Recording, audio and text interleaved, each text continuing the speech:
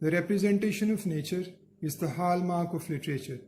In the past, the type of literature which was closely associated with the representation of nature was the genre of pastoral.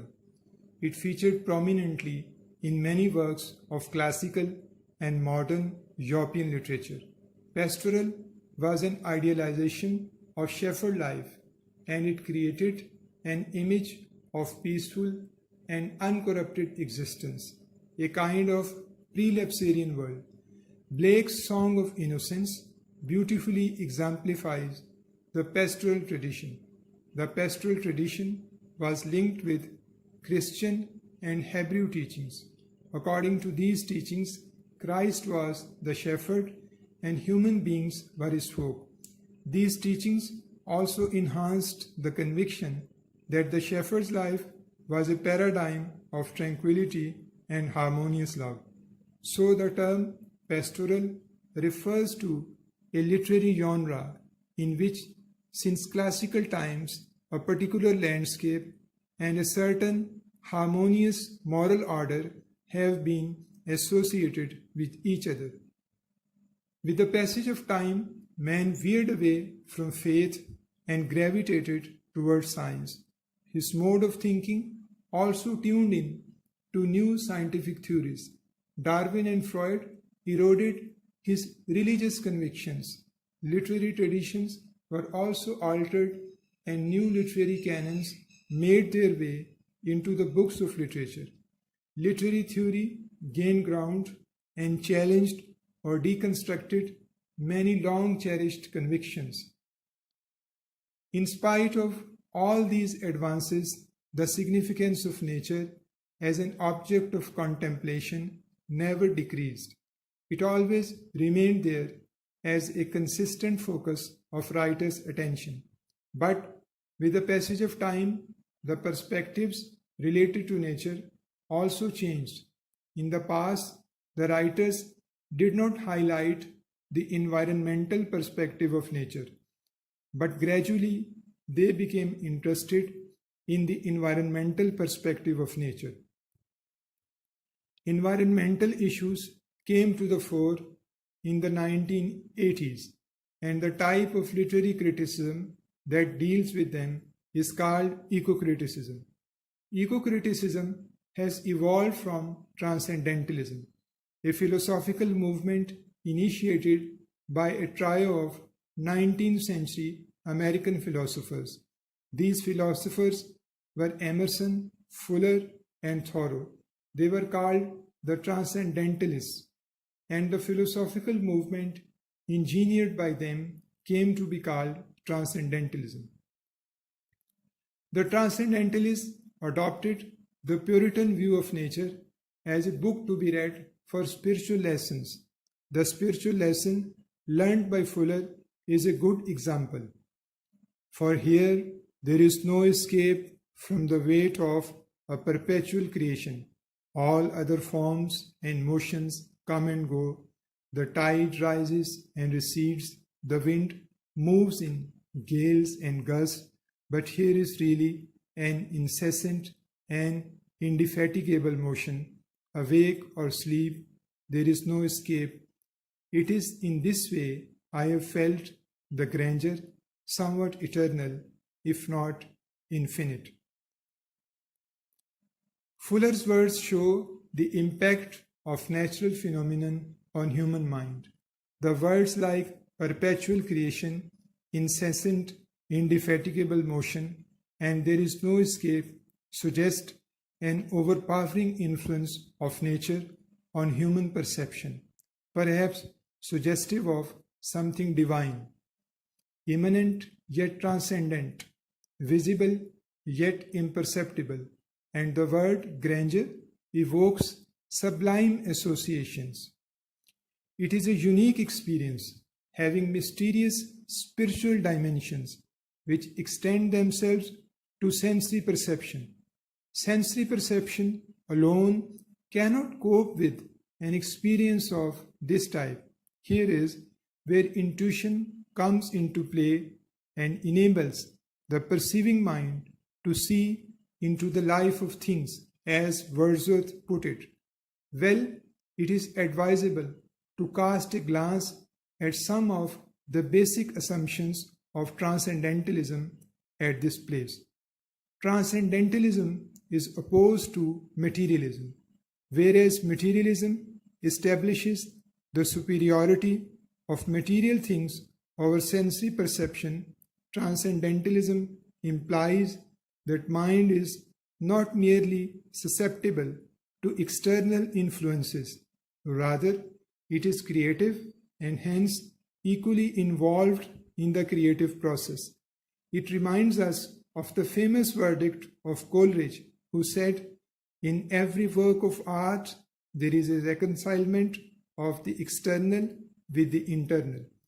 In this respect, transcendentalism is quite like idealism, which gives us a subjective interpretation of the world.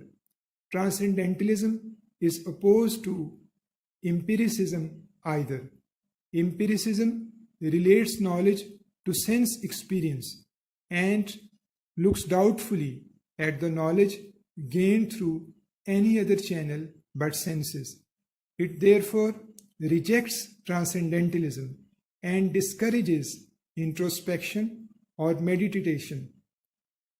On the contrary, transcendentalism aims at a high reality and encourages meditation, but that meditation is based upon the observation of natural sights.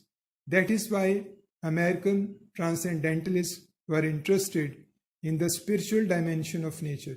They were of the view that a regular contact with nature was conducive to man's edification. So they focused their attention on pastoral New England and evolved a new American culture. Their literature highlights nature not only as an abstract concept but also as a particular setting for spiritual experience. The transcendental literature paints the picture of a harmonious world which lifts the reader from the level of mundane existence to a higher spiritual plane. Emerson's book Nature is a case in point. In this book, he shares his revelations with the readers. In our previous lecture on Ecocriticism and American Transcendentalism, we have discussed some fundamental postulates of Emerson's Transcendentalism and have traced its relationship to Ecocriticism. Now, we are going to discuss the British variant of Ecocriticism, which is commonly called Green Studies, whereas Ecocriticism is inspired by the American Transcendentalism of the 1840s. Green Studies is influenced by the British Romanticism of the 1790s. It is interesting to compare the Romanticism of Wordsworth with the Transcendentalism of Emerson. Like Emerson, Wordsworth's poetry reflects the relation of his perception of the natural world to his vision of the moral world. His poem Kinton Abbey is a case in point. It is one of the best romantic poems ever written in English language. It has been called the fine flower of 18th century meditative poetry. According to Davis Davies, it is one of those poems in which Wordsworth links reflection to sensation in an organic way. The Abbey evokes reminiscence into the mind of Wordsworth, and he transforms that reminiscence into memorable poetry by throwing over it, to use Wordsworth's own phrase, a certain coloring of imagination. How oft in spirit have I turned to thee, O sylvan Wye, thou wanderer through the woods. How often has my spirit turned to thee? As the poem proceeds, the poet links this reminiscence with a sense of present pleasure and rosy aspects of future years. Then the poet talks about the awesome aspect of nature. The sounding cataract haunted me like a passion. He further says that the mountain and the gloomy wood inspired love in him, which he always remembered. Later, whenever Wordsworth looked at the objects of nature, he listened the still, sad music of humanity. That is to say, he was reminded of the sufferings of human beings. So he came to discover the intangible bond which has linked him with all other beings. And I have felt a presence that disturbs me with the joy of elevated thoughts, a sense sublime of something far more deeply interfused, whose dwelling is the light of setting sun and the round ocean and the living air and the blue sky and in the mind of man. A motion and a spirit that impels all thinking things, all objects of all thought, and rolls through all things. The guide, the guardian of my heart and soul, of all my moral being. The poet seems to suggest that every individual should perceive the animating principle of the world. It would strengthen the semiotic bond between man and nature. The same assumption was advanced by Emerson. So Emerson seems to agree with Wordsworth that nature never did betray the heart that loved her. On the basis of the shared assumptions of Emerson and Wordsworth about man-nature symbiosis, both the transcendental perspective and the romantic perspective can be safely subsumed in the eco-critical perspective. Before we conclude, it is pertinent to mention that the eco-critical representation of nature is not restricted to forests, lakes, mountains, and waterfalls alone. Particularly, the American version of eco-criticism is not complete without the wilderness, which includes deserts, oceans, uninhabited continents, etc. The wilderness is perhaps not so marked in romantic poetry. The reason is not far to seek. Romantic poetry is mostly concerned with pastoral world, which was essentially paradisic, only symbolizing the idyllic aspect of nature, not its wild growth. This aspect of nature is represented by the wilderness. Now, from historical evidence, it becomes clear that wilderness is linked with revelation and enlightenment. It has been frequented by prophets and saints since time immemorial. Moses ascended the mountain to receive commandments, and Christ went into the wilderness to pray. And our beloved prophet Hazrat Muhammad, peace be upon him, meditated frequently in the cave of Hira and was divinely inspired before proclaiming his prophethood. Conclusion.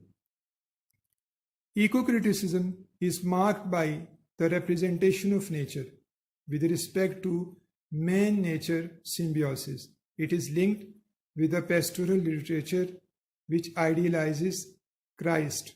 Over the centuries, it has assumed its modern form and has become synonymous with transcendentalism. The substitute for eco-criticism is green studies. The wilderness is also an important aspect of eco-criticism. Thank you.